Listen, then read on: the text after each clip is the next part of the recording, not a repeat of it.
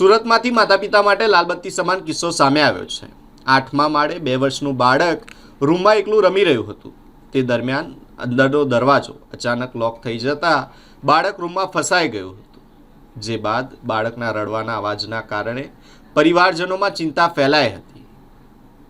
પરિવારજનોએ ફાયર વિભાગને જાણ કરી ત્યારબાદ ફાયર વિભાગ તાત્કાલિક ઘટના સ્થળે પહોંચી આ દરવાજો તોડી બાળકને સલામત રીતે બહાર કાઢ્યું છે। સુરતના પોઝ વિસ્તાર વેસુ વીઆઈપી રોડ પર આવેલા લક્ઝરિયસ 7 હેવન એપાર્ટમેન્ટમાં આ ઘટના બની હતી।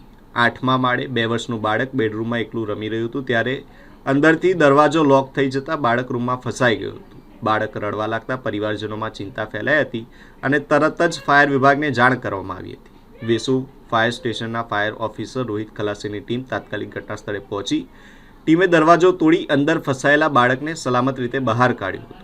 ખૂબ રડતી હાલતમાં બાળક મળી આવ્યું હતું, જેને પરિવારજનો શાંત પાડવામાં કોશિશ કરી। ત્યારબાદ બાળક શાંત થયું અને બાળક સલામત મળતા પરિવારજનોએ ફાયર વિભાગનો આભાર માન્યો હતો।